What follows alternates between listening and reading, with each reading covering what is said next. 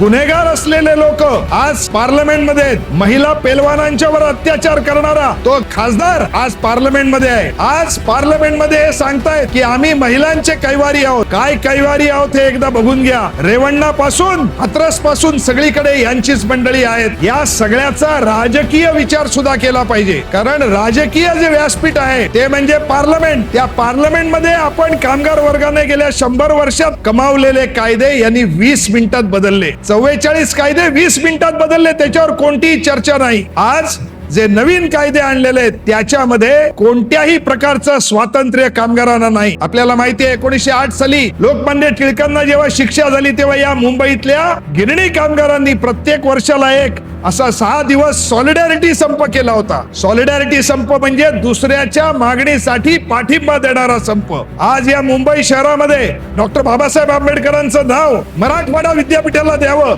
यासाठी मुंबई मधल्या कामगारांनी सॉलिडॅरिटी संप केलेला होता.